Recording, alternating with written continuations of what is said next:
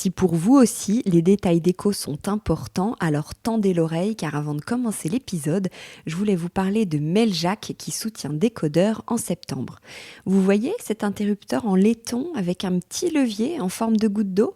C'est une création iconique signée Meljac qui fête ses 30 ans cette année. D'autres modèles sont venus compléter la gamme bien sûr, ainsi que des prises de courant, des prises de sol, des liseuses et tout ça se décline dans un large choix de formats et de finitions dans des matériaux nobles comme le laiton massif, le verre trempé ou la porcelaine de Limoges. Chez Meljac, on marie qualité irréprochable made in France et design raffiné, ce qui n'est pas sans déplaire aux architectes, décorateurs, électriciens, mais aussi aux particuliers.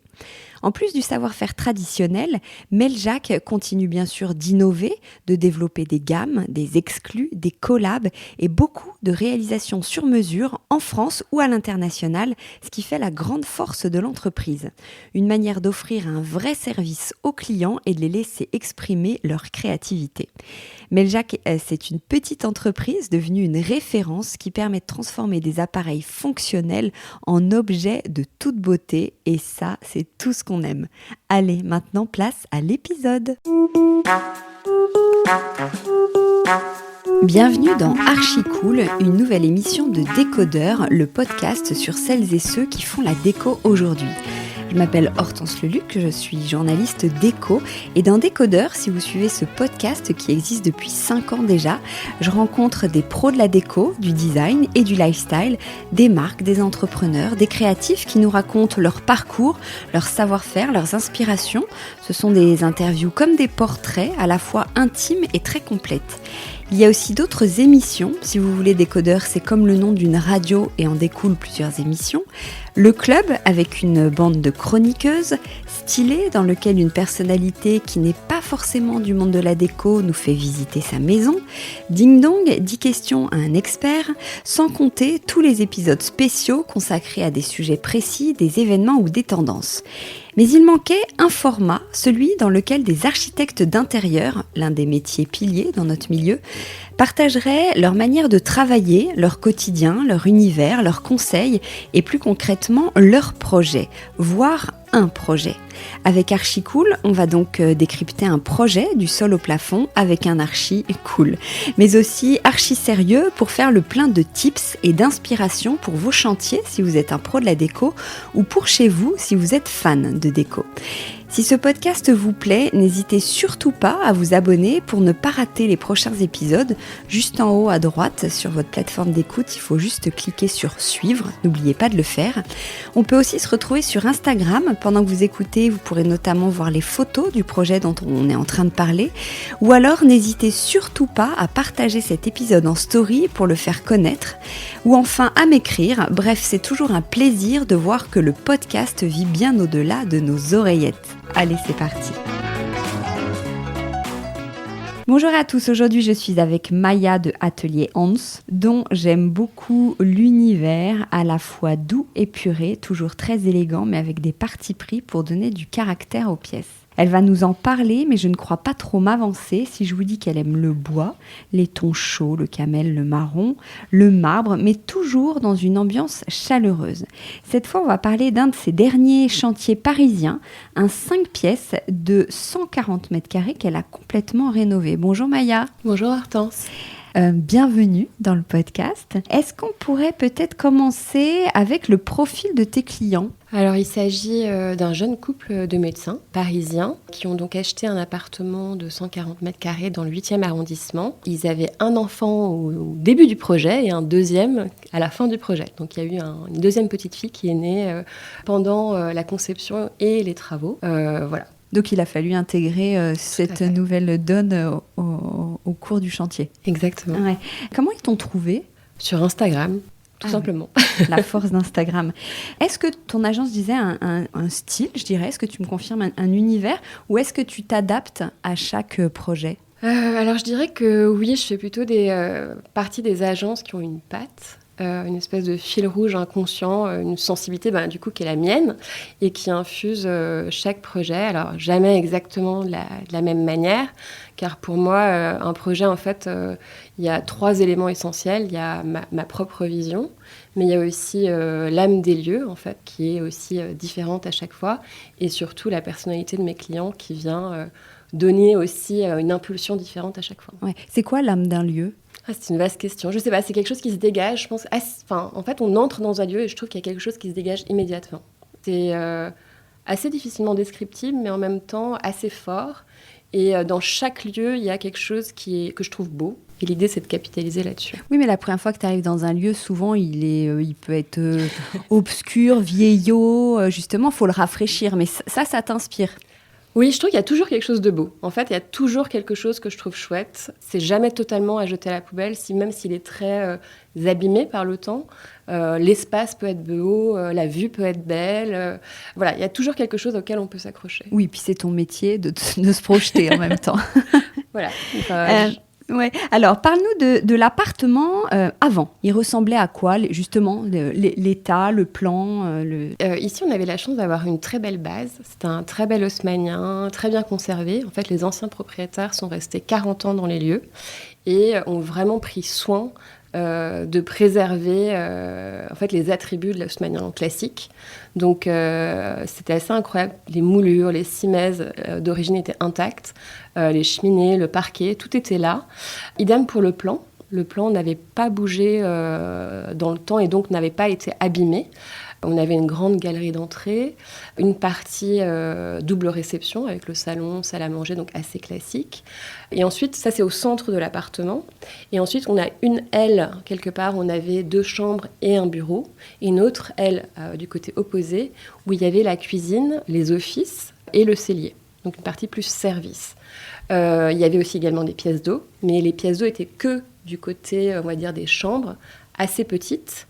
Et 2 WC qui étaient au fond de l'appartement, dont un WC qui était dans une des chambres. Donc pas très pratique. Dans la chambre ? Ouais. Sympa. Ouais. Ok, et du coup, tes clients voulaient quoi quand tu les as rencontrés ?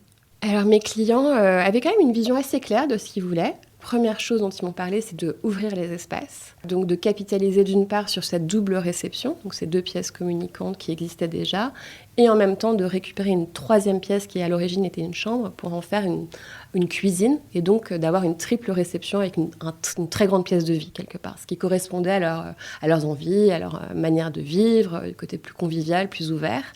L'idée aussi, c'était de ramener de la lumière, parce que globalement, les espaces étaient très cloisonnés.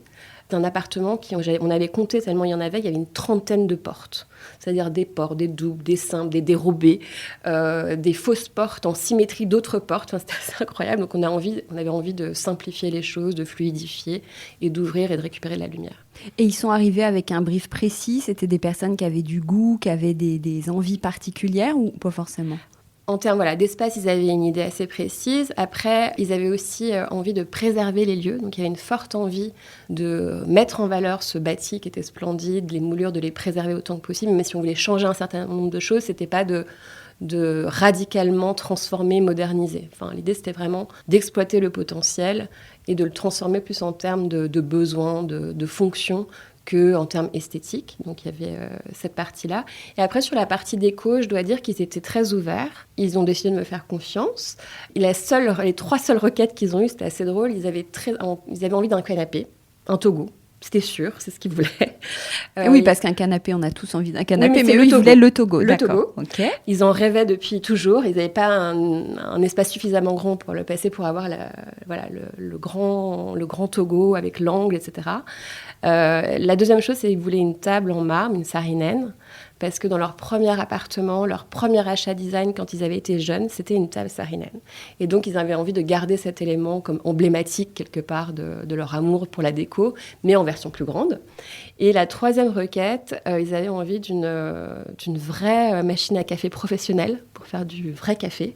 Donc, ils avaient envie d'une Marzocco. Voilà, c'était les 3 éléments clés. Bon, ça va, c'était pas trop compliqué, c'était pas des demandes trop ambitieuse pour toi. Ouais. Et donc toi, comment tu t'es mise au travail ? Quelle est ta manière de travailler, je dirais ? Alors, moi, je suis quelqu'un de très, très Alors, on l'a dit, chaque projet est un peu différent, mais finalement, le processus de création, c'est toujours le même. Il y a 2 grandes phases. Il y a en amont la phase de conception et en aval les travaux. Pendant la phase de conception, on essaie de préparer un maximum de choses pour que pendant la phase de travaux, tout soit fluide, rapide et que quelque part, on arrive au bout des travaux le plus rapidement possible. Cette première phase dure à peu près 3-4 mois, selon la taille de l'appartement. Alors ça peut paraître long, mais c'est un gain de temps quelque part pour la suite. La première étape dans cette phase de conception, ça va être de faire le relevé de l'existant, donc de faire un plan de l'existant. Et c'est une étape pour moi qui est... alors, pas forcément la plus passionnante, c'est un peu rébarbatif de prendre les cotes, mais en même temps, pour moi, c'est structurant. Prendre les cotes, c'est les mesures, je fais une parenthèse, Pardon, oui, pour ceux qui ne savent pas. Ouais. Oui, c'est les mesures de chaque pièce. Je sais que parfois, c'est délégué. Chez certains archis, le délèguent à une société extérieure, à des stagiaires, etc. Et moi, j'ai au contraire à cœur de le faire avec mon équipe, parce que c'est comme ça qu'on connaît véritablement l'espace. Dans le détail, avec ses points forts, ses points faibles. Et surtout, le plan de départ, c'est ce qui va nous suivre jusqu'à la fin. C'est-à-dire que si on se plante au début, toutes les décisions qu'on va prendre vont peut-être pas être les bonnes. Et du coup, on le paye à un moment donné. C'est-à-dire que si le mur n'est pas droit, si on a raté quelques centimètres, au moment des travaux, on y sera confronté, en fait. Donc, c'est reculer le problème, quelque part. Donc, il vaut mieux bien partir pour qu'ensuite, ce soit fluide. Donc ça, c'est la première étape. Ensuite, on a l'étape du plan projeté. Donc là, avec l'équipe que j'ai, on relit le brief des clients et on réfléchit à ce qu'on appelle le plan projeté, donc, qui correspond aux besoins énoncés. Alors à ce moment-là, il n'y a pas de limite. Donc on se sépare dans la pièce, on se met chacune de notre côté pour ne pas s'influencer, pour ne pas se copier. Et on réfléchit à différents plans. Voilà, tout est ouvert. Et ensuite, on se réunit et chacune présente son plan. Et de là, on confronte nos idées. Alors, on a des communes, il y a des évidences, et puis il y en a d'autres où on s'enrichit mutuellement. Et l'idée, c'est de reprendre une feuille blanche où on fait une espèce de synthèse des meilleures idées de chacune pour arriver au meilleur plan possible pour les clients.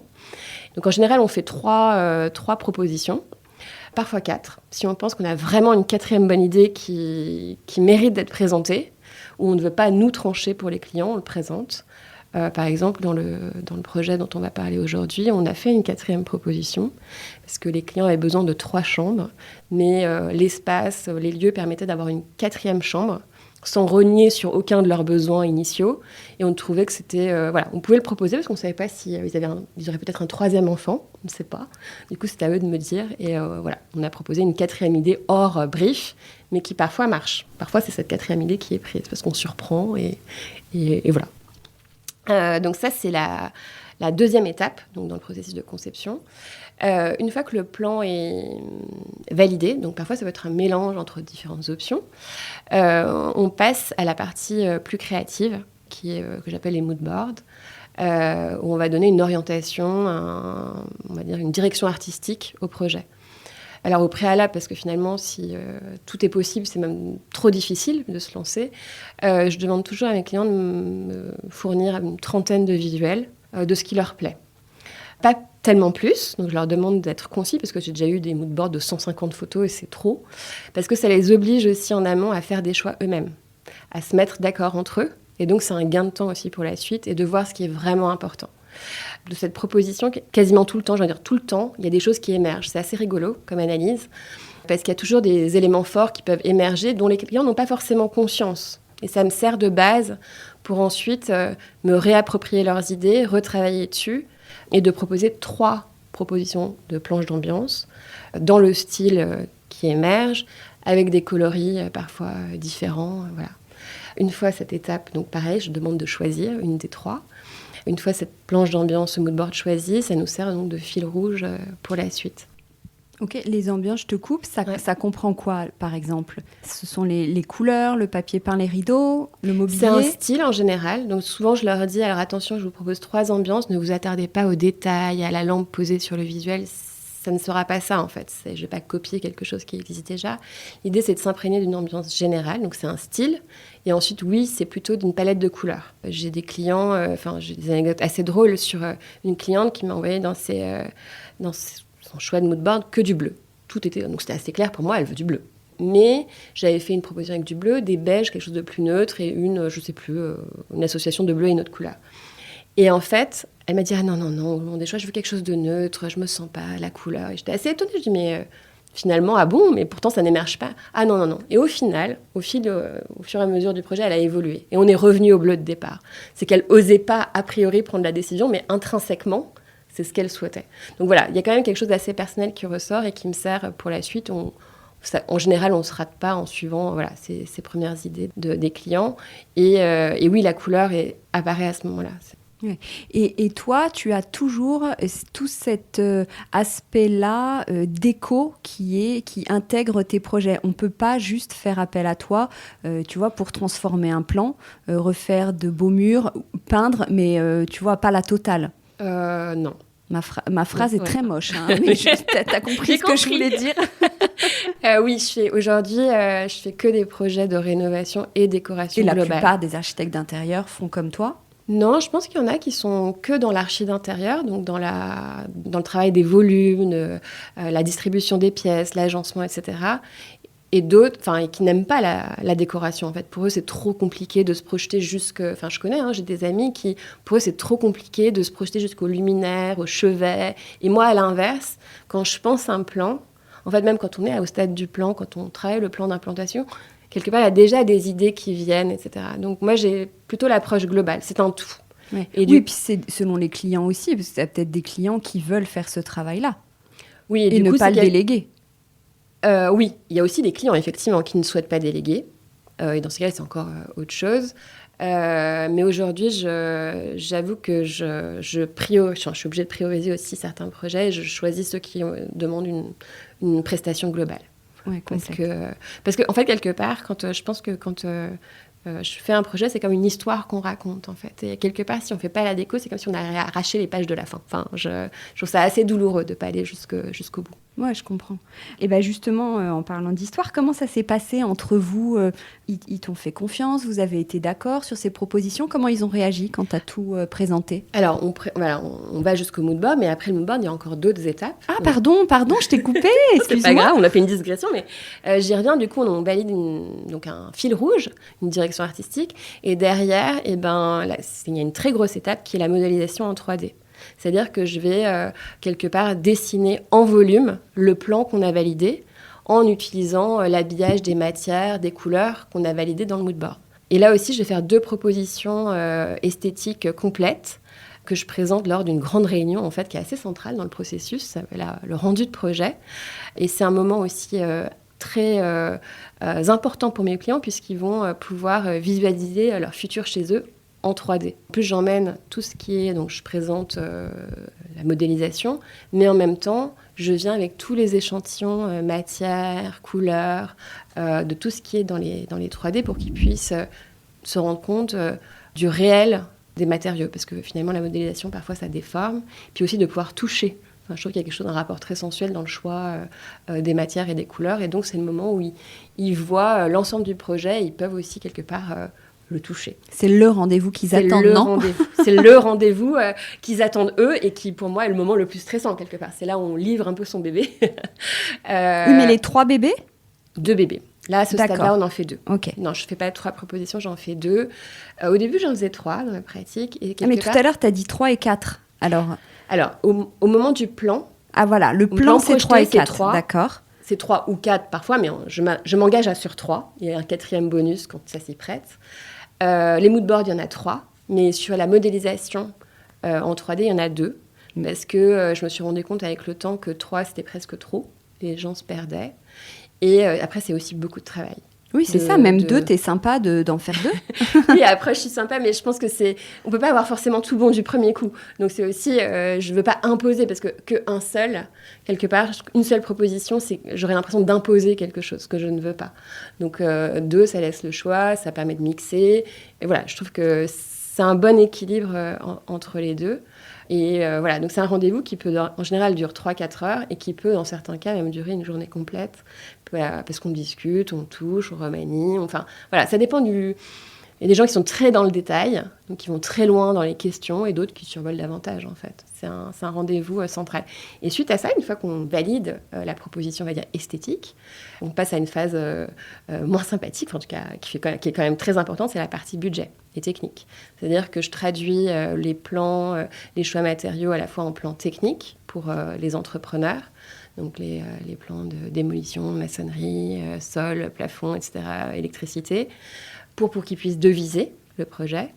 En parallèle, je fais aussi une liste de prescriptions avec tous les achats matériaux qui sont impliqués dans le projet. Et comme ça donne quelque part une vision d'ensemble au client, de combien va coûter le projet. Voilà, c'est un autre rendez-vous où on présente l'aspect financier du projet. Une fois que c'est validé, on passe à la deuxième grande phase du projet qui seront les travaux. Ah oui, d'accord, ok. Donc là, c'est quand ils auront vraiment validé un projet et le budget attenant. Y compris le budget. Voilà. Ok. Et ça, c'était sur ce projet-là, c'était beaucoup de discussions où ils t'ont suivi, ils t'ont fait confiance? Alors sur ce projet, non, j'avoue que c'était assez idéal. La proposition esthétique, le moment des 3D a été assez fluide, très constructive. Il y a un seul moment, je crois que je les ai un peu déconcertés parce que l'idée c'était d'ouvrir donc la pièce de vie, notamment entre la salle à manger et le séjour qui était cloisonné à l'origine. Donc ils s'imaginaient une très grande pièce. Et en fait, on a cette très grande pièce, mais je venais quelque part délimiter la pièce avec une grande verrière en bois qui encadre quelque part les deux pièces. Donc on sent, ça quelque part, ça rappelle ce que c'était, et en même temps, ça ouvre les espaces. Il y a une espèce de jeu de révélation et de structuration de l'espace. Et ça, ils s'y attendaient pas du tout. Donc, ils étaient un peu perturbés. Ah oui, tu vois une verrière. Ah bon, mais pourquoi? Donc, je les ai sentis déstabilisés. Et en même temps, au fil de la discussion, de l'après-midi même, finalement, je dis, ah si, en fait, si, c'est trop bien. Enfin, voilà, ça a fait son chemin, mais au moment où je le présentais, ils étaient très surpris. Donc, voilà, donc ça, c'était un point de discussion. Mais sur le reste, non, ça a été assez fluide. Et sur le budget, sur la question, du coup, budgétaire, en fait, en amont de chaque projet, au tout début, je demande toujours aux gens quelle est leur enveloppe qu'ils souhaitent allouer à leur rénovation. Et assez vite, je leur dis si c'est réaliste ou pas. En l'occurrence, ils avaient une enveloppe qui correspondait à leurs envies. Donc, je raisonne avec un prix moyen et je l'ai en tête quand je construis le projet. Et je dis juste que je m'autorise une marge d'erreur de 10%. En sachant que la plupart des gens, quand ils vous annoncent un budget, ils ont toujours un petit buffer qui gardent de côté, ce qui est normal. Et la deuxième chose, c'est que si on excède par exemple de 10% sur un projet, je sais que je peux ramener le dépassement à 5 assez facilement en négociant avec les entreprises ou en proposant des alternatives sur certains matériaux qui peuvent être un peu chers. Il y a toujours des solutions. Voilà, donc je sais que c'est viable. Donc ça, c'est l'engagement qu'on a mutuel, entre guillemets. Ouais. Et sur toi, ton budget à toi, tu fonctionnes comment? C'est au forfait?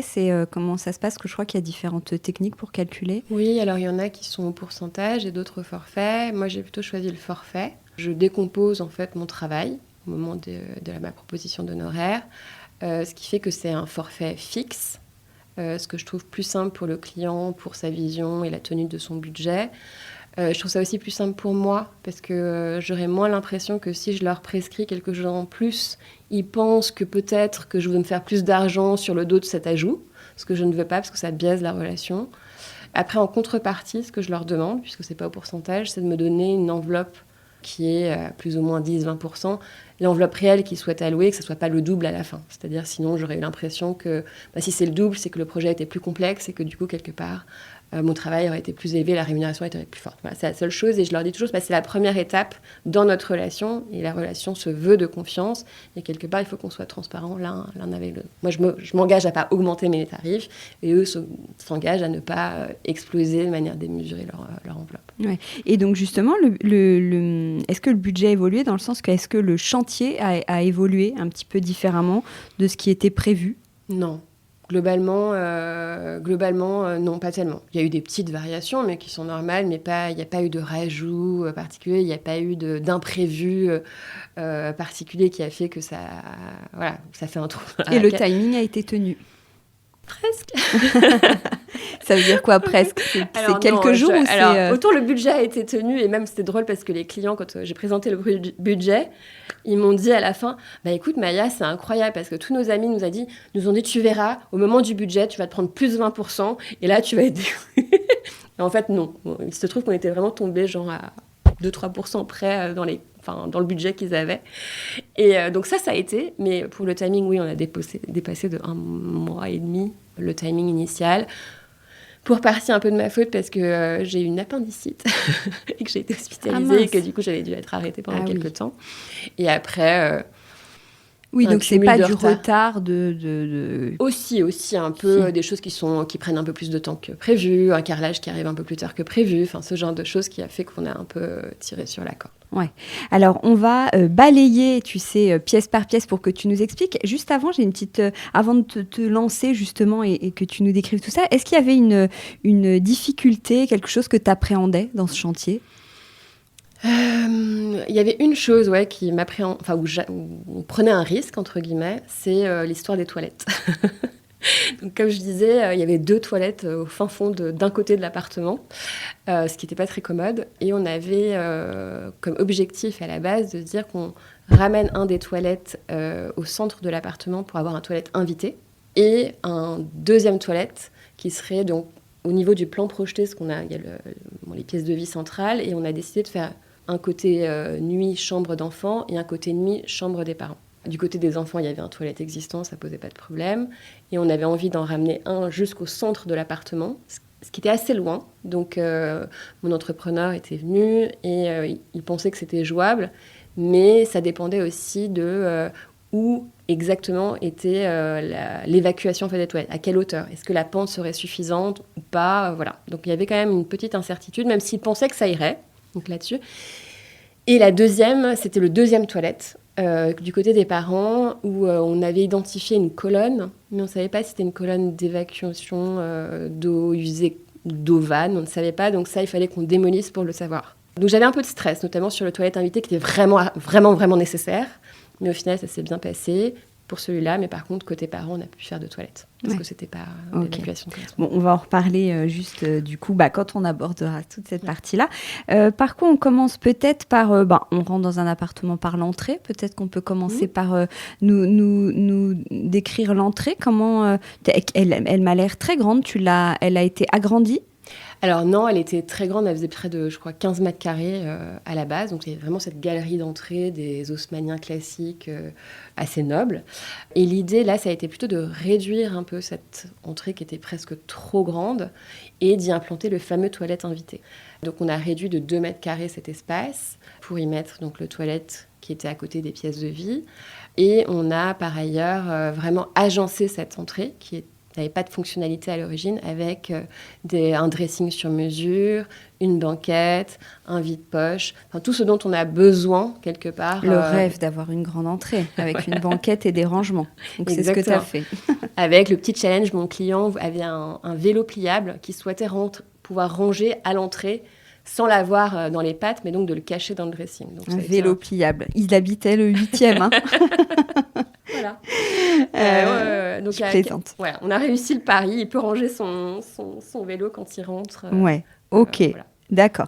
Alors après l'entrée, elle s'ouvre donc sur ce double, voire triple salon. Alors raconte-nous l'histoire du double salon. Alors ce double salon, donc il y avait un grand salon à l'origine avec la particularité vraiment forte qui était très particulière. Il y avait, je crois, 8 portes.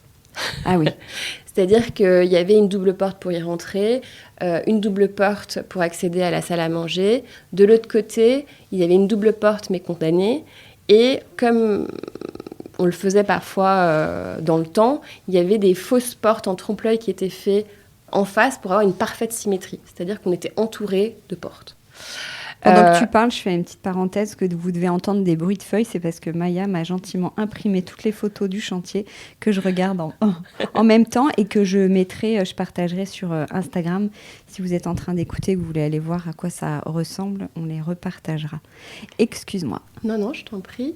Et du coup, de ces 8 portes, il n'en reste au final Pas du tout, aucune, puisqu'on a ouvert les espaces et en fait la transition entre l'entrée et la pièce de jour est une ouverture sans porte.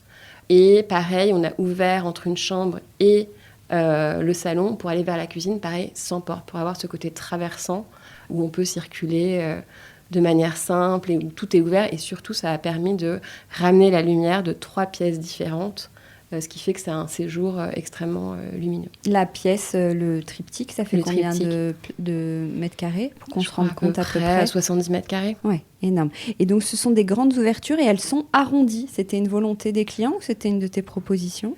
C'était une de mes propositions parce que je trouve que dans les haussmanniens, souvent, tout est très rectangulaire, très symétrique, très carré.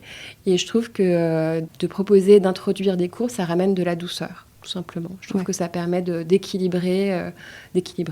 Donc, si on veut se projeter, il y a le côté un peu salon principal au milieu. À gauche, il y a donc un double salon, c'est ça, avec une grande ouverture. Et à droite, la cuisine. Exactement. Ok. En fait, et donc, à gauche, si tu veux nous décrire, c'est là que tu as mis entre les 2 pièces comme une verrière. Mais ce n'est pas une verrière. Comment on appelle ça ? Je ne sais pas s'il existe un nom. En tout cas, c'est juste une verrière qui vient délimiter, quelque part, visuellement, les 2 espaces, tout en gardant la transparence, puisque c'est du verre, quelque part. Donc, ça n'obstrue pas et en même temps, ça structure les espaces.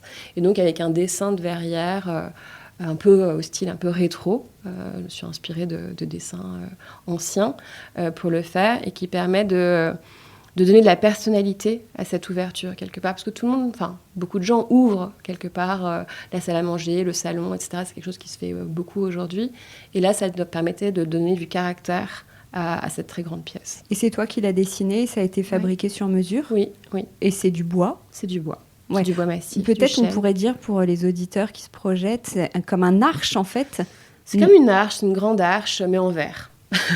Avec la particularité qu'elle n'est pas maçonnée, mais en verre. Et à droite, il y a donc une ouverture vers la cuisine. Il y a tout un mur avec une cheminée qui a été complètement rénovée, je crois. Alors, oui, on a globalement essayé de garder toutes les cheminées. Donc, dans le salon, salle à manger, on a gardé les 2. Dans la cuisine, on aurait aimé, mes clients étaient prêts à... On a essayé de garder la cheminée, mais quelque part, ça réduisait trop le nombre de rangements. Et la cuisine, elle doit quand même avoir quelque chose de pratique, de fonctionnel, et on aime bien cacher les appareils, les réserves de nourriture, etc. Donc, l'idée, c'est quand même d'avoir pas mal de rangements. Donc, on a sacrifié cette cheminée, même si on ne l'a pas sacrifiée totalement parce qu'on l'a déplacée dans une autre pièce, dans une des chambres qui n'en avait pas. Et on a gardé en revanche le miroir. Donc on l'a posé sur le trou, donc quelque part ça rappelle, il y a une trace de ce que c'était, de comment était la pièce auparavant, et ça permet encore une fois de donner cette sensation de profondeur et de grandeur en fait, parce que l'espace se reflète, donc c'est assez agréable. Ouais, c'est une cuisine qui est très déco du coup. Déco et fonctionnelle quand même, parce qu'on a quand même donc un dérangement assez important en partie basse, mais aussi en partie haute. Et on a un îlot en plus, donc c'est quand même pas mal de rangements. En revanche, du côté, on va dire, visible depuis le salon et de la salle à manger, on n'a pas mis de meubles hauts. On a uniquement gardé une étagère, donc assez pure, ou bien posé des éléments déco, on va dire. Hein. Ils ont posé un tableau, quelques beaux verres, etc. Pour qu'il n'y ait pas de côté, pour que la cuisine, quelque part, ne soit pas trop marquée quand on regarde depuis le séjour, en fait. Donc, il y a quelque chose d'une version un peu plus light. Mais si on rentre dans la cuisine, là, on a des rangements hauts qui leur permettent de ranger tout ce dont on a besoin quand on est 4 dans une famille. Il y a cet îlot qui est comme un bloc, mais il y a quand même une partie un peu barre qui dépasse un peu, qui est quand même hyper pratique pour pouvoir caser ses jambes en dessous. C'était ça l'idée ? Oui, exactement. En fait, ils voulaient une cuisine dînatoire. Et donc, on a travaillé la cuisine autour de 3 grandes zones. Donc, la partie vraiment cuisine avec le triangle d'activités classiques, cuisson, froid et lavage, on va dire. Et on avait un espace dînatoire avec cet îlot où, effectivement, on a des meubles, mais aussi un plan de travail qui dépasse et qui permet de s'asseoir avec des tabourets et d'y dîner ou déjeuner de manière quotidienne. Et on a un troisième espace qui est le fameux espace café, voulu par mes clients, où il y a la fameuse Marzocco, donc la jolie machine à café, où ils peuvent prendre le café le matin. Voilà. Donc ça a été délimité avec des zones assez précises pour que il y ait un coin pour chaque chose et que, pareil, au quotidien, ce soit fluide. Le plan de travail est en quoi ? En quartz. Ouais. Et les façades, c'est du bois C'est du bois, c'est un plaquage bois. Alors, on a travaillé sur une base Ikea pour des raisons économiques, on va dire, avec des caissons, méthodes, avec l'agencement intérieur qui est proposé par Ikea. En revanche, toutes les façades ont été faites sur mesure par le menuisier. Donc c'est un choix, un dessin pour eux avec donc du chêne clair, pas totalement clair mais un peu mielé, voilà, avec des petites poignées en marbre. Ouais. Mais et vous avez conservé le parquet, donc ça fait quand même beaucoup de bois dans la cuisine. C'était une volonté ? Oui, alors pour moi, le parquet, c'est jamais... Enfin, en l'occurrence, alors pour mes clients aussi, le bois du parquet est quelque chose de neutre. C'est pas quelque chose qui vient alourdir. En revanche, ils avaient envie... donc c'est un appartement qui est très haut de plafond, donc on avait des grands murs blancs. Donc la partie maçonnée minérale était assez importante. Et donc le bois des placards, enfin des éléments de cuisine, pour moi, n'alourdit pas. En tout cas, ne porte pas préjudice à l'ensemble. Au contraire, ça rajoute un côté chaleureux. Et le parquet dans une cuisine, en termes d'entretien et tout ça, ça leur a pas fait peur ? Non, alors il y a souvent des questions. Alors moi, je suis intimement convaincue que le parquet ne pose pas de problème dans une cuisine. Alors pour l'avoir personnellement chez moi depuis 15 ans, et ça ne pose pas de problème. Aujourd'hui, les parquets sont vitrifiés, donc quelque part, si on fait tomber quelque chose, en général, ça ne craint rien. Et après, c'est du bon sens. C'est-à-dire qu'on fait tomber quelque chose, on le nettoie. Ça pose problème si on laissait tomber, je sais pas, du café, du vin et qu'on le laisserait pendant plusieurs heures, ce qu'en général, on ne fait pas. Donc, si on est à peu près OK avec ça, ça ne pose jamais de problème. Ouais. Voilà. Et le parquet, j'en reviens au salon, c'est le même ? Est-ce que même, tu vois, dans ton double salon, t'as changé les sols ? Non. En fait, comme je disais, les sols, les parquets étaient extrêmement bien conservés. Depuis 40 ans ? Ouais, même plus, puisque ça date du... Oui, mais ils étaient pas d'origine. Même... Ah ouais. Non, vraiment en très très bon état. Alors après, si, on a quand même fait quelque chose, c'est que la teinte de départ, souvent les parquets anciens étaient teintés, donc une teinte un peu sombre qu'on n'aime pas aujourd'hui. Donc on n'a pas touché au parquet, mais en revanche, on l'a poncé et vitrifié et on a utilisé un vernis transparent mat. Ce qui permet de révéler la couleur du bois d'origine qui est plutôt claire et sans cet effet satiné, brillant qu'on n'aime pas trop aujourd'hui, qui a un côté plus naturel. Et dans le salon aussi, j'en reviens. On a terminé dans la cuisine, je pense. Oui, je pense. On a à peu près tout balayé. Dit. Donc dans le salon, tu as des espèces de niches striées. Qu'est-ce que ça cache ? Ça cache les radiateurs ? Exactement. Ah oui, c'est ça. Donc comme on a tout ouvert et qu'en plus on a ouvert beaucoup de choses et ils avaient donc 2 grandes fenêtres et des portes-fenêtres. Donc, c'est-à-dire qu'ils ont un balcon derrière, donc avec des fenêtres qui descendent très bas. On n'avait pas tellement de mur d'appui pour y mettre les radiateurs. Donc on l'a décidé, le plus grand mur d'appui qu'on avait, c'était celui de la cheminée, mais il y avait la cheminée. Et de l'autre côté, il y avait une grande bibliothèque. Donc on a décidé d'insérer dans la partie basse de la bibliothèque des radiateurs.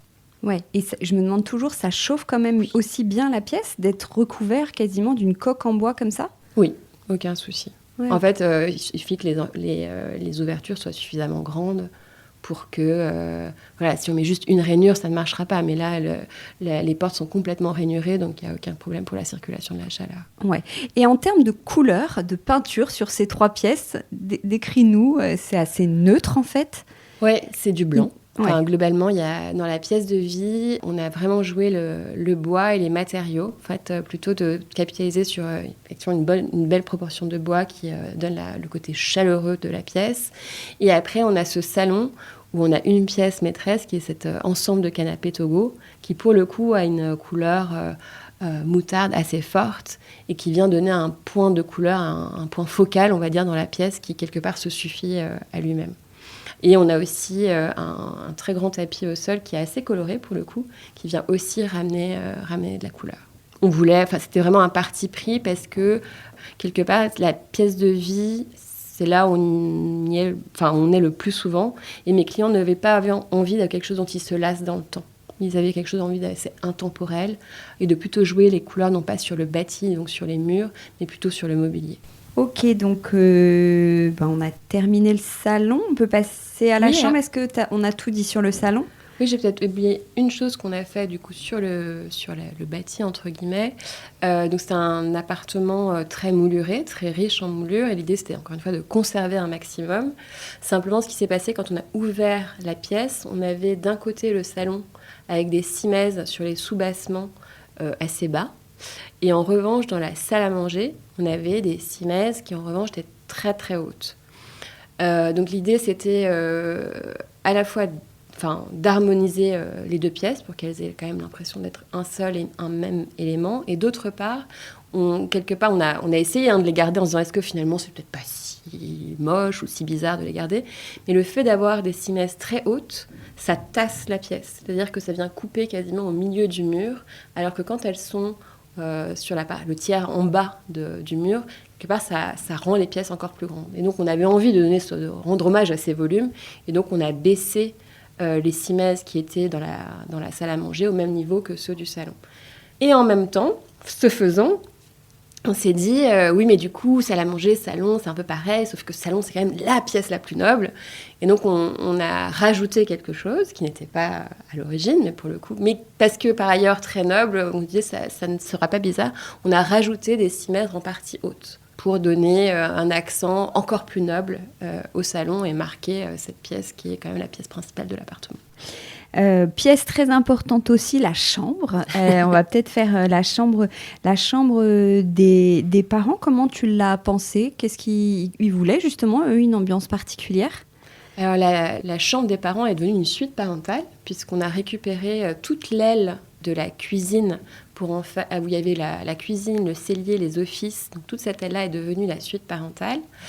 C'est là où il y a eu le plus de travaux. Enfin, en tout cas, l'avant-après est le plus impressionnant parce qu'on passe d'une cuisine un peu vieillotte à une pièce moulurée avec des simèses, etc., qui n'a plus rien à voir. Donc elle est assez méconnaissable. Donc le premier travail a été celui-ci, d'enlever le carrelage au sol, pour le coup de remettre du parquet.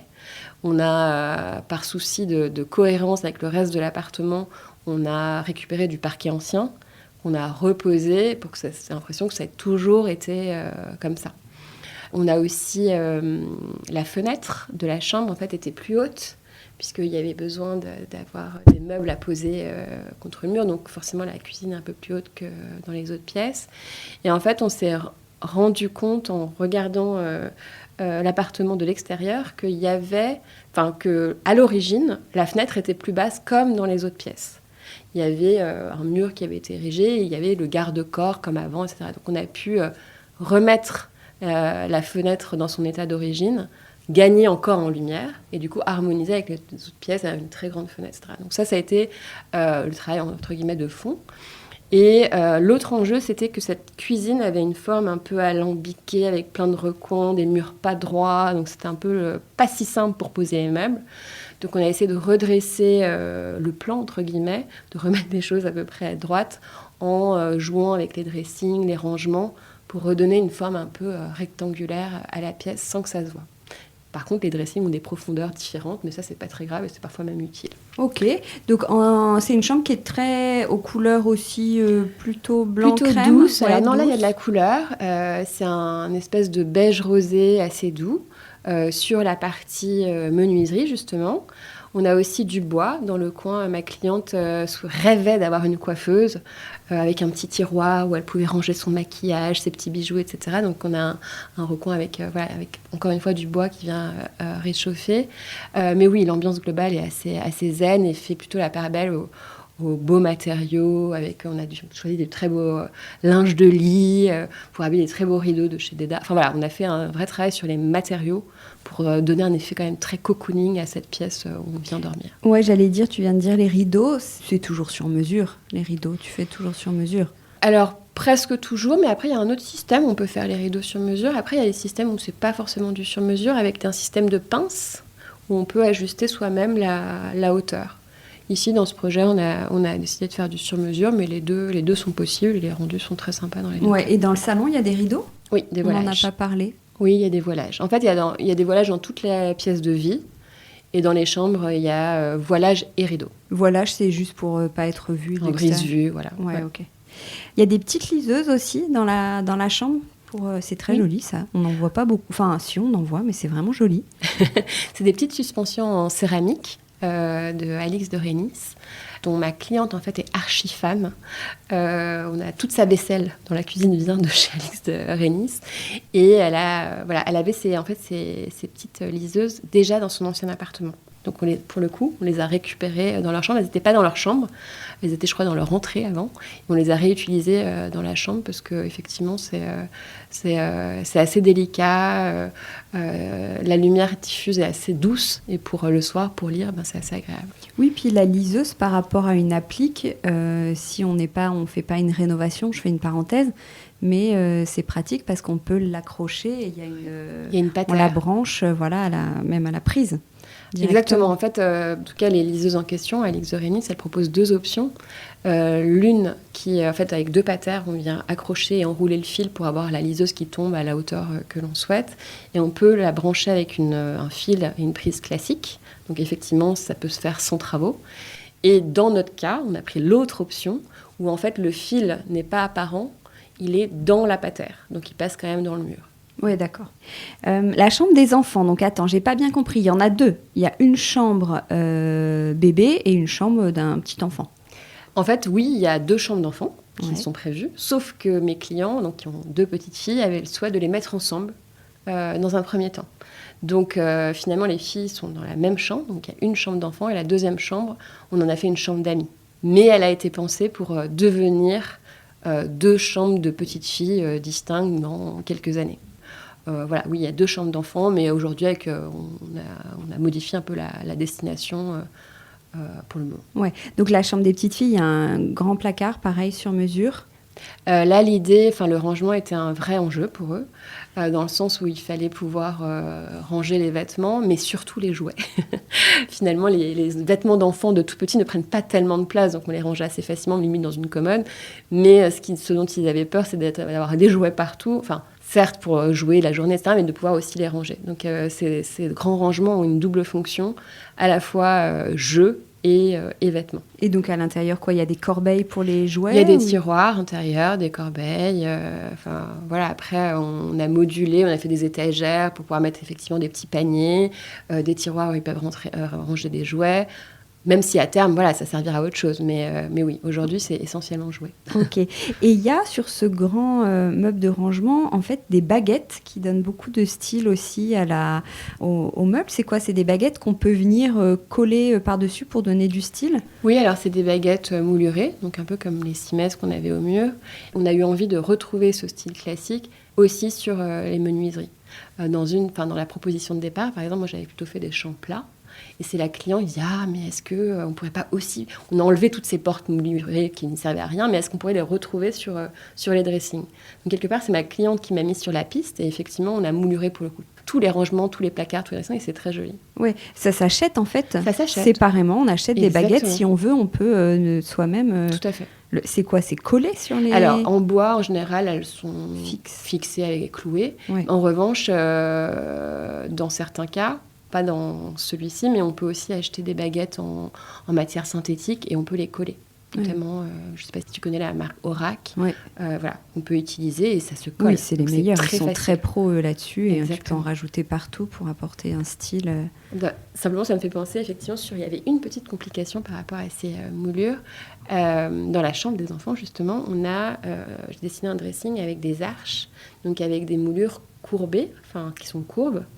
Et en fait, c'est pas si facile de trouver... Enfin, mon menuisier me dit « Mais t'es gentille, Maya, mais moi, je sais pas faire ta courbe moulurée. » Et donc, c'est moi qui ai cherché et qui ai trouvé un fournisseur qui fait, en fait, des baguettes moulurées courbées, mais avec un certain diamètre. Parce qu'on trouve des flexibles, mais qui ont un diamètre assez large. Or, sur des portes de placard, le rayon, en fait, du cercle est assez petit. Donc ça, c'était l'enjeu. Et donc, on a cherché, j'ai trouvé, et j'étais trop contente parce que voilà, on y est arrivé. Et il y a un joli papier peint. Oui. On a un joli papier, enfin on a des jolis papiers peints dans les 2 chambres d'enfants. Dans la chambre actuelle des petites filles, c'est un papier peint avec des nuages, donc assez onirique, assez poétique, qui vient de chez Maison Jeannette. Et dans l'autre chambre, on a une toile de Jouy revisitée par Bill Bocquet, par la maison Bill Bocquet. Ouais. Et je t'ai pas demandé, mais j'ai plein de questions là dès qu'on a terminé de déambuler sur les bonnes adresses. Les peintures, toi, il y a une marque de peinture à qui tu es fidèle ou tu changes selon les envies Je suis pas exclusive. J'aimerais dire que j'ai mes préférences. J'aime beaucoup la Ressource, parce qu'ils ont une palette extrêmement large avec un choix assez exhaustif. Donc, on trouve toujours la bonne teinte quelque part. Après, j'aime beaucoup Farrow & Ball. À l'inverse, parce qu'ils ont une palette assez restreinte. Et donc, quand on a besoin d'aller vite, je sais que je ne vais pas me tromper. Ils ont une très belle palette, et notamment des verts. Je pense que je préfère les verts de chez Farrow & Ball que de chez Ressources. Je travaille aussi un peu avec argile, mais plus rarement. Ouais. Alors, on va aller dans la salle de bain parce que alors là, les salles de bain, il y a plein de choses à dire. Je te laisse nous raconter, mais c'est vrai j'ai très envie qu'on parle de cette mosaïque et des sols. Enfin, c'est fabuleux. Alors, donc, on peut faire peut-être la première salle de bain. Il y en a une qui a vraiment un sol magnifique. Alors, il y a effectivement donc 2 salles de bain, celle dans la suite parentale et celle du côté des enfants. Et pareil, je reviens au tout début, la phase conception et les fameux visuels que mes clients m'ont envoyés. Et dans les salles de bain qu'ils m'ont envoyées, il y en avait quelques-unes avec des sols en mosaïque. Et donc, j'ai adoré l'idée. Je me suis dit, allons-y. Moi, j'adore la mosaïque, mais je n'avais jamais eu l'opportunité de la travailler. Et j'avais notamment une mosaïste que j'aimais beaucoup, dont je suivais le travail depuis plusieurs années. Et donc, je me suis dit, c'est l'occasion, peut-être. Donc, voilà, je leur ai proposé de jouer la mosaïque à la fois sur les murs, sur les sols. Donc, que ce soit le fil rouge dans toutes les pièces d'eau. Donc, on retrouve de la mosaïque dans chacune des salles de bain et dans toutes les toilettes. À la fois de la mosaïque sur mesure, donc avec Garance, qui est notre mosaïste, et une partie qui a été faite via les mosaïques toutes faites, entre guillemets, de chez Winkelmans, qui sont un peu plus économiques, forcément, que le travail d'une pièce unique par une mosaïste. Et donc, on avait décidé, donc, pour la salle de bain des enfants, ils souhaitaient une baignoire, et j'avais proposé une baignoire qui soit encadrée d'une arche, comme dans une alcôve, quelque part. Et dans cette alcôve, il y avait un fond en mosaïque. Chez les parents, à l'inverse, je n'avais pas forcément mis de la mosaïque au mur, mais plutôt au sol, avec Winkelmans. On a rencontré donc ensemble pour le dessin de la mosaïque. Quelque part, j'avais envie d'impliquer mes clients parce que c'est quelque chose de très personnel. Il fallait quelque part qu'il y ait une signification pour eux. Et donc, on a fait des rendez-vous avec Garance et mes clients. Et Garance est repartie de l'idée d'arche, donc, que j'avais dessinée pour que ça s'insère, pour en créer une roseraie. Et pourquoi une roseraie ? C'est parce que l'une des petites filles de mes clients s'appelle Rose.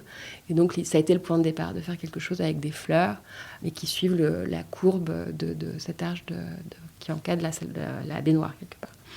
Et donc, ça a été une vraie rencontre, hyper chouette entre cette artisane, ses doigts de fée, comme je disais, qui sont assez magiques, et le travail de patience, de création.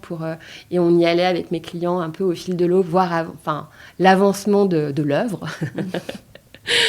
On a même pris des cours, on a fait un atelier avec Garance où on a nous-mêmes créé un petit tableau comme ça qui fait 30 sur 30, ça nous a pris 3 heures. Donc on se rend compte aussi de tout le travail de patience derrière. Parce qu'elle dessine, non, elle est mosaïste. Elle dessine, c'est-à-dire qu'elle crée, donc c'est une pièce unique. Donc nous on est venu avec un brief, moi j'avais mis des fleurs, sur ma 3D, j'avais dessiné des fleurs comme des fleurs qui tombaient, par exemple. Bon. Ouais. Et de là, mes clients, je vous dis, il y avait une des petites filles qui avait une nom de fleur, donc c'était un peu l'idée de la fleur. Et après, c'est Garance qui a proposé l'idée de la roseraie, qui s'insérait donc parfaitement. Elle a dessiné, et après, comment ça s'est transposé sur la mosaïque ?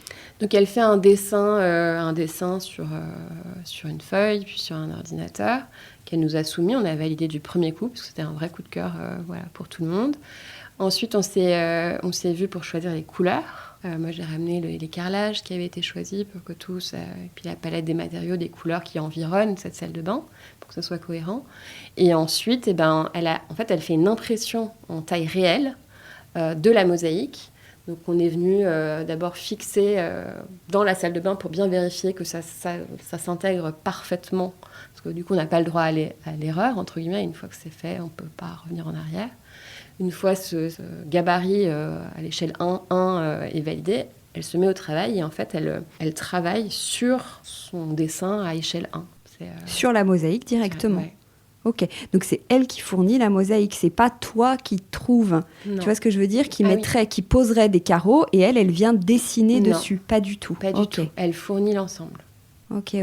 Ben franchement, allez c'est comme voir, un tapis. c'est très beau. Ouais. Ouais. C'est comme un tapis qu'elle ensuite redécoupe pour le transporter.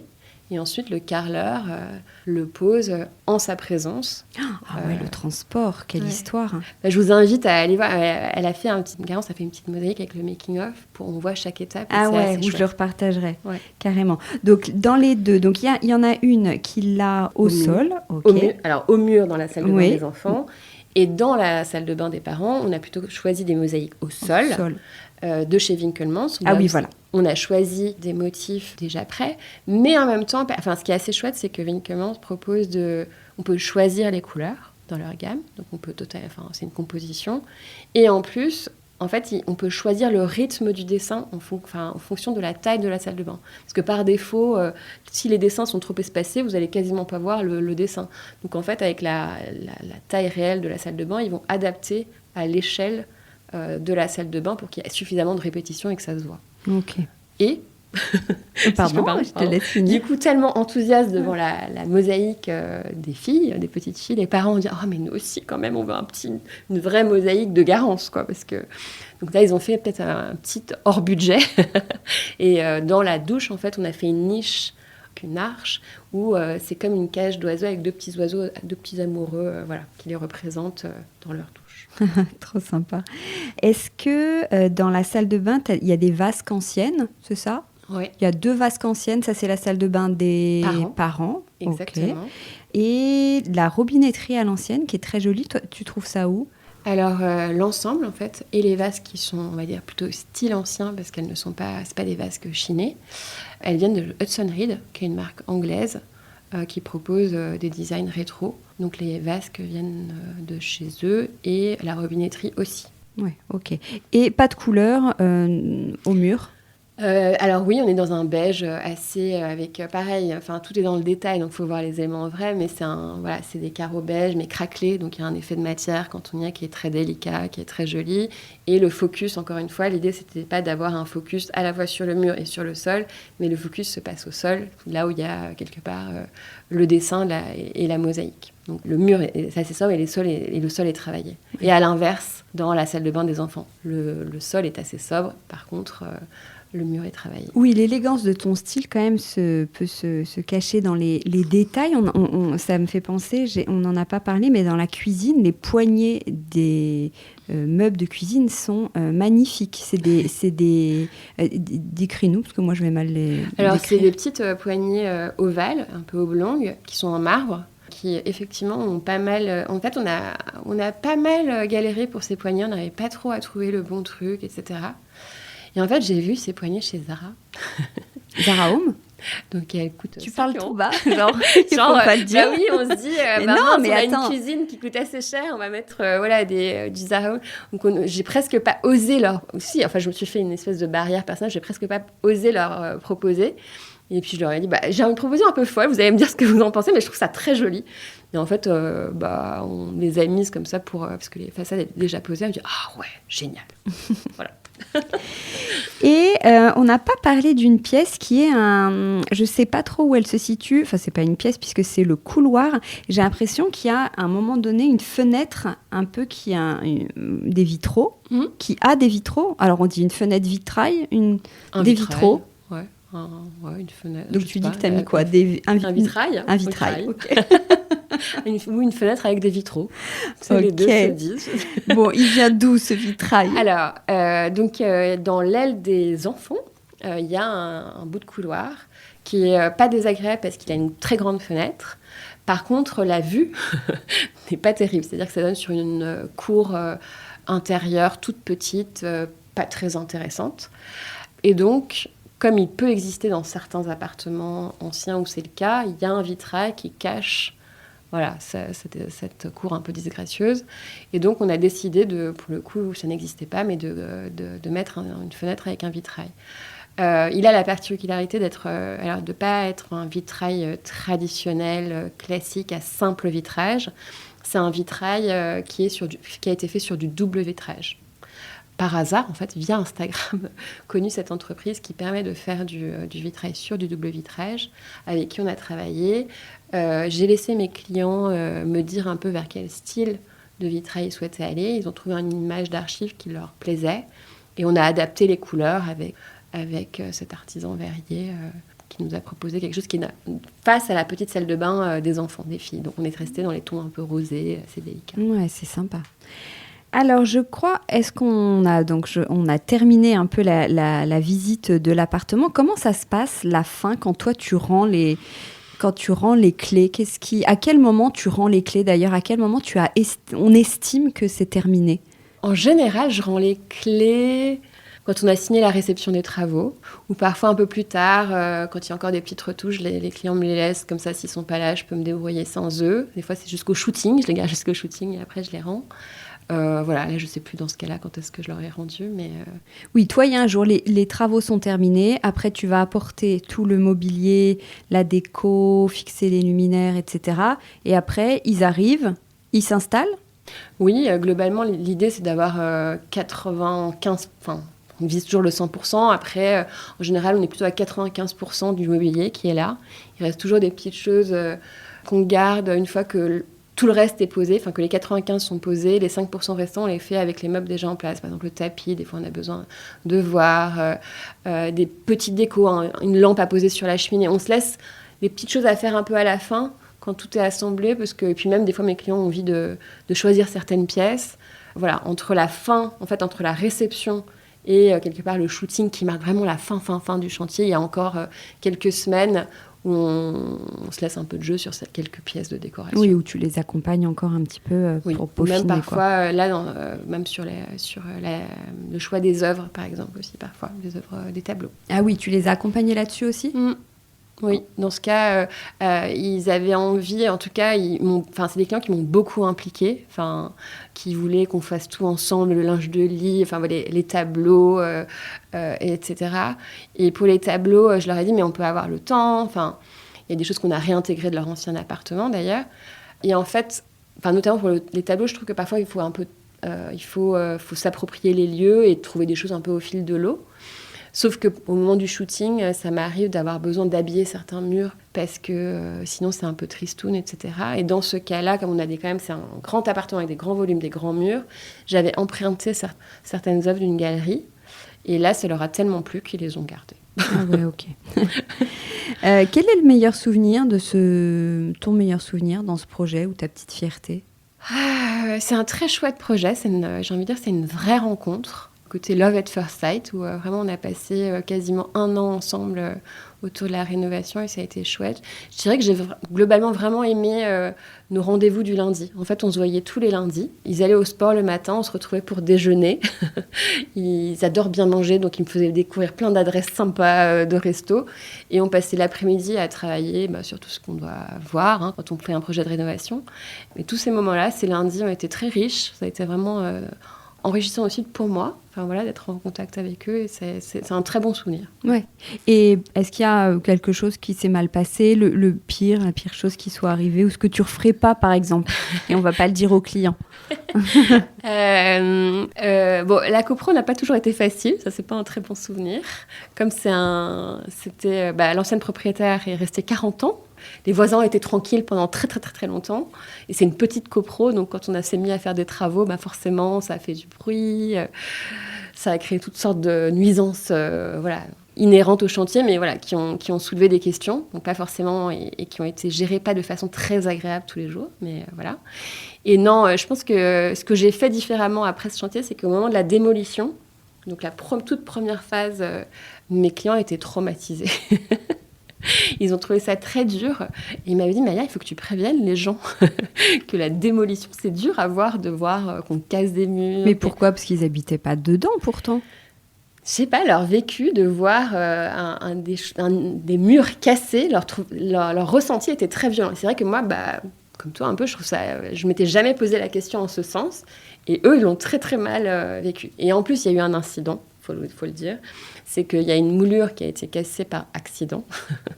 Et du coup, voilà, bon, ça a été un peu une boulette qui a été récupérée, bien évidemment. Mais ils m'ont dit, il faut que tu préviennes les gens, parce que c'est dur quand même de voir cette phase avant la reconstruction, quelque part. Donc, oui, c'est marrant. Donc, je préviens maintenant. Ok.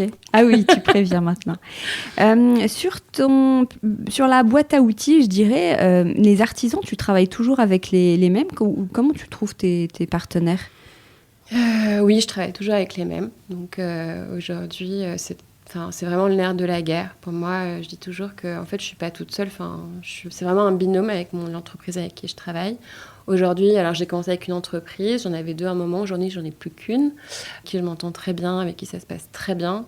C'est vraiment une relation de confiance. Voilà, j'ai travaillé avec une entreprise tout corps d'État, mais que ce soit le menuisier, le climatiseur, toutes sortes d'entreprises avec lesquelles on est amené à travailler régulièrement. Oui, on se construit son carnet d'adresses au fil du temps, et une fois qu'on a trouvé les bons, c'est assez confortable de travailler toujours avec les mêmes, parce qu'on se connaît, on connaît les marottes de chacun, les qualités et les défauts de chacun. Voilà. Après, ce qui est très important, je pense, c'est d'être en ligne sur le fond, c'est-à-dire sur les mêmes valeurs, manières de travailler, ce qui est important. Voilà. Quelle valeur, par exemple ? Je dirais déjà l'honnêteté, d'être intègre l'un vis-à-vis de l'autre. C'est-à-dire, moi, je peux avoir fait une boulette, mon entrepreneur peut avoir fait une boulette, et de se dire « oups, désolé », et de ne pas se cacher derrière 1001 raisons fallacieuses, on va dire. Je trouve que ça crée une relation saine. L'envie de bien faire.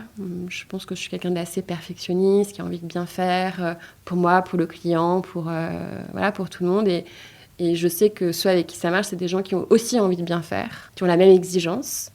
Et ensuite, un autre élément très important, c'est le relationnel. D'avoir un bon contact, de se sentir bien avec ces entreprises avec qui on travaille. Et j'ai un entrepreneur qui aussi qui veille à garder un très bon relationnel aussi avec les clients. Voilà, il y a ce côté où on forme une équipe. Et ça, c'est très important. Ouais. Toi, est-ce que tu as une méthode de travail, pas l'étape avec tes clients dont on parlait tout à l'heure, mais une méthode de travail pour toi où à chaque chantier, c'est une nouvelle page blanche. Tu vois, dans ta manière de travailler, par exemple, avec ton entrepreneur, avec tes équipes, dans la relation avec tes clients au quotidien, est-ce que tu as une méthode ? Alors, je dirais sur le processus dont on a parlé tout à l'heure, c'est toujours le même. Après, il y a autre chose, c'est dans ma relation avec le client. Ce que j'instaure, parce qu'au début on ne fait pas forcément comme ça, mais on apprend avec le temps. J'ai instauré il y a les rendez-vous de chantier, mais aussi un rendez-vous à part de ce rendez-vous de chantier, où on est juste mes clients et moi, et on balaye tous les points, les décisions, les choses en cours, les questions, et ça permet d'avoir ce moment privilégié où on peut parler de tout, de ce qui a été fait, bien fait, mal fait, de ce qui va venir, ce qu'il va falloir décider. Parce qu'autrement, on est très vite... moi, je me sentais... trop de questions se font par WhatsApp, au fil de l'eau, tout le temps. Et quand on a plusieurs chantiers en cours, ça devient vite infernal et ingérable. En tout cas, pour moi. Et du coup... Aujourd'hui, j'ai instauré ce rendez-vous, ce qui permet de canaliser. Et je pense que c'est à la fois rassurant pour moi et pour le client d'avoir ce point de rencontre hebdomadaire où on sait qu'on peut traiter pas mal de choses. Même si, après, il y a des urgences, il y a des choses qu'on peut traiter au fil de l'eau, mais il y a ce rendez-vous qui est important. Donc, pendant 6 mois, 9 mois, 1 an, toutes les semaines, tu vois tes clients. Alors, il y a des moments où, au début, c'est plus espacé, parce que un plan existant, je n'ai pas besoin, plan projeté non plus. Mais assez vite... il y a une fréquence qui augmente, et pendant la phase chantier, on se voit toutes les semaines. Ouais. J'en reviens d'ailleurs au tout début, quand tu disais dans la phase conception, ça prend 3-4 mois. Pourquoi c'est si long ? Parce que tu es sur d'autres chantiers en même temps ? Parce que, alors oui, pour partie, mais après, il y a des choses qui sont longues. Et oui, si j'avais qu'un seul chantier, je pourrais tout faire d'un coup à la suite. Ça réduirait le temps. Mais des fois, on a besoin de ce temps et cet espace-temps pour réfléchir. Moi, j'ai besoin pour digérer un certain nombre de choses. Et aussi laisser le temps au client, en fait. Parce que, mine de rien, il y a beaucoup, beaucoup de décisions à prendre. D'ailleurs, je préviens maintenant, parce que des fois, ils sont un peu... Et c'est pour ça qu'on se voit aussi régulièrement, pour que ça ne soit pas étouffant. Et ça laisse le délai de réflexion. Je trouve que c'est important de se laisser le temps, parce que c'est des décisions importantes. Et on est Et là aussi, je ne le sais pas à l'avance, mais on est assez inégal devant la prise de décision. Il y a des gens qui décident très facilement, c'est-à-dire qu'il y a des gens qui décident... Quand on fait nos rendez-vous hebdo, on va partir, une décision qui a été prise, Et globalement, ils s'y collent. Et d'autres gens qui ont besoin de plus de temps, de digérer, de revenir, enfin voilà.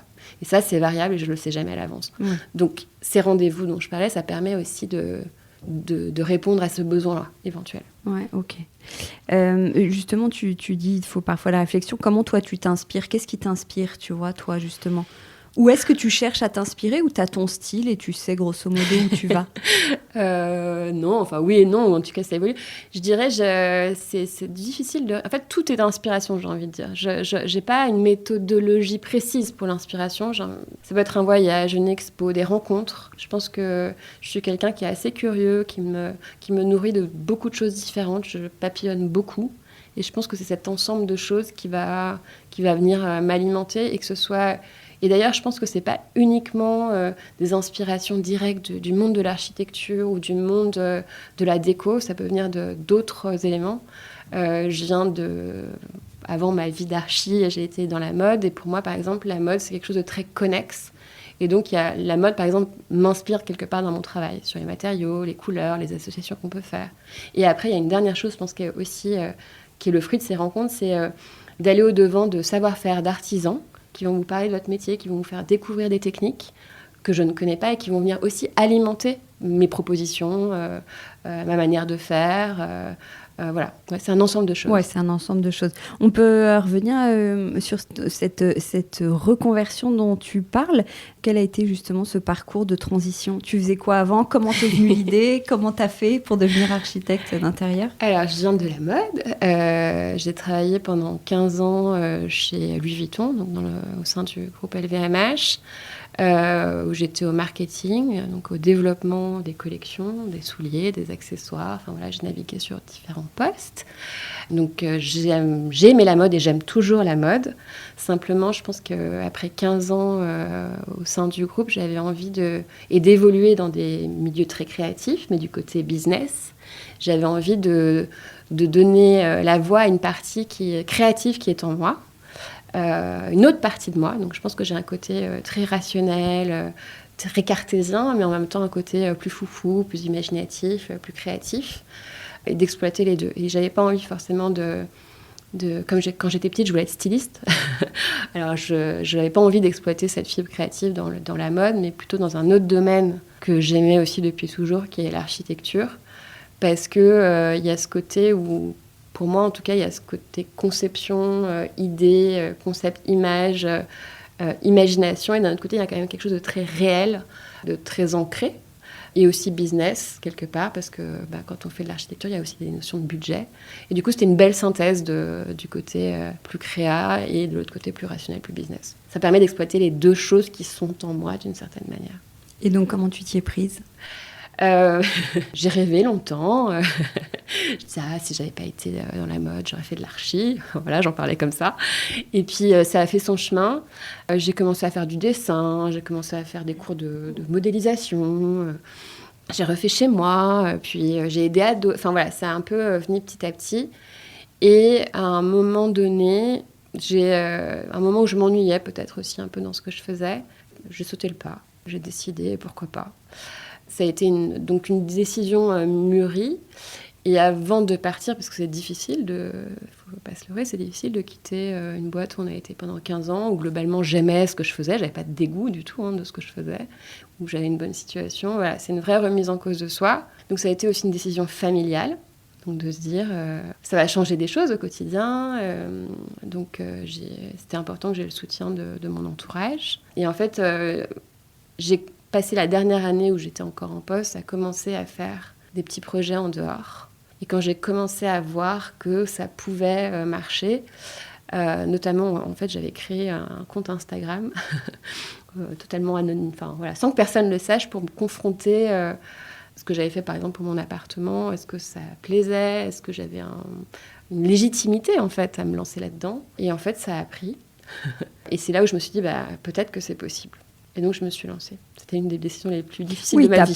Oui, tu t'es lancée comme ça. T'es pas repassée par des études ou une formation. Alors si, donc d'abord la décision de quitter Vuitton a été difficile. Après, ce qui m'a aidée aussi, c'est que j'ai eu un DRH qui, quelque part, sans vraiment savoir ce que j'allais faire derrière, mais je disais que j'avais un projet perso, m'a dit « Mais tu sais, Maya, t'as le droit de partir et t'as le droit de revenir ». Et en fait, cette phrase m'a vachement libérée. C'est-à-dire que, quelque part, en me disant ça, il me disait, en fait, ce que tu as écrit jusque-là existe toujours. Tu peux, ça fait partie de ton parcours. Tu peux aller voir ailleurs et revenir, et ça n'anéantira pas ce que tu as déjà construit. J'avais peur, quelque part, de mettre à la poubelle tout ce que j'avais fait jusque-là. Or, ce n'était pas le cas. En fait, ça m'a vachement libérée d'avoir un droit à l'erreur, quelque part, un droit au retour, si ça ne fonctionnait pas. Et bon, en l'occurrence, 5 ans plus tard, je ne suis pas retournée. Mais voilà, c'était libératoire. C'était il y a 5 ans. Oui, ok. Et j'ai fait une formation, pardon. Oui, pardon, alors vas-y. Oui. Pardon, excuse-moi. Et donc, je suis partie et j'ai fait une formation. Et en même temps, j'ai commencé des projets. En fait, j'ai tout fait en même temps. Et tu as fait quoi comme formation ? J'ai fait une formation à l'ISA, qui venait de lancer une formation pour des gens comme moi qui se reconvertissent, entre guillemets. Ok, donc aujourd'hui, toi, tu fais plein de très beaux chantiers comme celui qu'on vient de décrire. Ton conseil pour réussir un projet, tu vois, un projet quand on se lance. De reconversion, un projet de croire en soi, enfin d'y aller, de croire la petite voix en soi. Enfin, à un moment donné, il y a des gens qui, quand j'ai énoncé l'idée de partir ou de faire autre chose, me disaient mais t'es folle. Et en fait, c'est dur à entendre, même de gens proches, en fait. Ils disaient, attends, t'as le dream job que tout le monde veut, pourquoi tu t'en vas, quoi. Et en fait, j'avais aussi j'avais envie de donner la voix à une autre partie de moi. Et quand c'est très fort, il faut écouter aussi cette voix. Ah, c'est clair que les autres peuvent être nos limites. Et du coup, ça me fait penser, ton conseil pour réussir un projet archi, du coup ? Archi en particulier. Tu vois, un truc où il ne faut pas se rater, que tu as appris avec l'expérience, justement. Il faut bien s'entourer. On ne peut pas y arriver tout seul. Bien s'entourer, d'avoir l'appui personnel, être accompagné dans son projet de changement, etc. Et aussi, pour moi, la clé de voûte, c'est d'avoir des bonnes entreprises, parce qu'encore une fois, c'est un binôme, en fait. C'est pas tout seul. On ne sait pas tout, et je pense qu'il faut être assez humble. Voilà, les entreprises, ça va tout un tas de choses et c'est complémentaire, donc de pouvoir s'appuyer sur cette force-là. Et j'ai envie de dire aussi de ne pas dire oui à tous les projets parce qu'on a peur de ne pas en avoir. Parce que c'est un métier très prenant et quand ça ne se passe pas bien, ça peut être très dur à vivre. Et donc, je pense qu'il faut vraiment y aller quand on sent bien les choses. Je dis toujours à mes clients, vous pouvez me choisir moi ou quelqu'un d'autre, il faut que vous vous sentiez bien avec la personne. Et vice-versa. C'est-à-dire que moi, je m'octroie le droit de ne pas y aller si je ne me sens pas bien avec les gens. Voilà. Ouais, c'est important. Tu gères combien de chantiers en même temps, à peu près ? Aujourd'hui, une dizaine, à peu près. Okay. Eh bien, écoute, merci beaucoup, Maya. C'était trop sympa d'avoir toutes ces informations, de décrire ce projet qui est si beau. Bravo. Et merci beaucoup et bonne rentrée. Bon courage avec tous tes clients. Merci beaucoup. Salut, Maya. Merci. Décodeur, c'est terminé pour aujourd'hui. Merci beaucoup d'avoir écouté en entier. Si vous avez aimé, n'oubliez surtout pas de vous abonner au podcast pour ne pas rater les prochains épisodes et retrouver tous ceux qui ont déjà été enregistrés. N'hésitez pas non plus à le partager en l'envoyant à vos proches qui pourraient être intéressés ou en story Instagram. D'ailleurs, on peut se retrouver sur le compte Décodeur où je poste très régulièrement. Et si jamais vous avez 15 secondes, n'oubliez pas de laisser 5 étoiles ou un avis. C'est juste sous la liste des épisodes. Non seulement ça me fait très plaisir, évidemment, mais dans la jungle des podcasts, plus on a de notes, plus on se fait remarquer, ce qui est très important pour moi. Voilà, merci beaucoup et à très bientôt alors, ici ou ailleurs.